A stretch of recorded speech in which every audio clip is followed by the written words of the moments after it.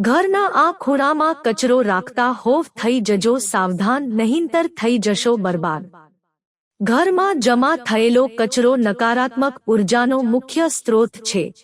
વાસ્તુ અનુસાર તૂટેલા વાસણો અથવા બંધ ઘડિયાળો પ્રગતિમાં અવરોધ ઊભો કરે છે. ઘરમાં લાંબા સમય સુધી કચરો જમા થવા દેવાથી માનસિક શાંતિ છીનવાઈ જાય છે.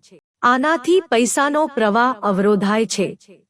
ઘણીવાર જૂની યાદોને કારણે અથવા કોઈ દિવસ કામમાં આવશે તેવા વિચારને કારણે આપણે ઘરના ખૂણામાં જૂની વસ્તુઓ, તૂટેલા વાસણો અથવા ખામીયુક્ત વિદ્યુત ઉપકરણો એકઠા કરતા રહીએ છીએ. પરંતુ શું તમે જાણો છો કે જેને તમે ફક્ત વસ્તુ માનો છો તે વાસ્તુશાસ્ત્રના દૃષ્ટિકોણથી નકારાત્મક ઉર્જાનો સૌથી મોટો સ્ત્રોત બની શકે છે? વાસ્તુ અનુસાર ઘરમાં જમા થયેલ કચરો ફક્ત શાંતિ અને ખુશીને ખલેલ પહોંચાડે છે, પરંતુ તમારી આર્થિક પ્રગતિના દરવાજા પણ બંધ કરી શકે છે. માનસિક તણાવ અને ચીડિયાપણું. ઘરની અવ્યવસ્થા મનમાં અવ્યવસ્થા સાથે જોડાયેલી છે. વાસ્તુશાસ્ત્રમાં જણાવાયું છે કે બિનજરૂરી વસ્તુઓ અથવા કચરાથી ભરેલું ઘર રહેવાસીઓમાં માનસિક ભારેપણું લાવી શકે છે. આનાથી બિનજરૂરી તણાવ, ચીડિયાપણું અને સંઘર્ષ થઈ શકે છે. પ્રગતિમાં અવરોધ. જો તમને એવું લાગે છે કે તમારી સખત મહેનત છતાં તમને પ્રમોશન નથી મળી રહ્યું અથવા તમારો વ્યવસાય સ્થિર છે, તો તમારા ઘરના ઉત્તર-પૂર્વ અને ઉત્તર ખૂણાઓ તપાસો. આ દિશામાં કચરો તમારા વિકાસને અવરોધે છે અને નવી તકોના માર્ગને પણ અવરોધે છે.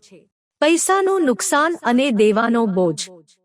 વાસ્તુ અનુસાર ઘરના દક્ષિણ-પશ્ચિમ ખૂણામાં કચરો સંગ્રહ કરવાથી રાહુ અને કેતુના ખરાબ પ્રભાવ થાય છે. આનાથી બિનજરૂરી ખર્ચ થાય છે. વ્યક્તિ ધીમે ધીમે દેવામાં ફસાઈ જાય છે. બચત પણ ધીમે ધીમે ઓછી થવા લાગે છે. સ્વાસ્થ્ય પર ખરાબ અસર. નકારાત્મક ઉર્જા અવ્યવસ્થિત અને કચરો ધરાવતા વિસ્તારોમાં સૌથી વધુ સક્રિય હોય છે, જે પરિવારના સભ્યો, ખાસ કરીને વૃદ્ધો અને બાળકોના સ્વાસ્થ્યને અસર કરે છે. લાંબા ગાળાના કચરો ઘરમાં સુસ્તી અને બીમારીનું વાતાવરણ બનાવી શકે છે. કચરો કઈ દિશામાં ન રાખવો જોઈએ?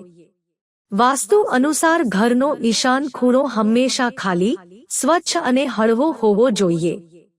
આ દિશામાં કચરો સંગ્રહ કરવો એ એક મુખ્ય દોષ માનવામાં આવે છે. ઉપરાંત તમારા ઘરની છત પર ક્યારેય જૂના લોખંડ, લાકડા અથવા ગંદા વસ્તુઓ એકઠા થવા ન દો, કારણ કે આનો સીધો સંબંધ તમારા ભાગ્ય સાથે છે.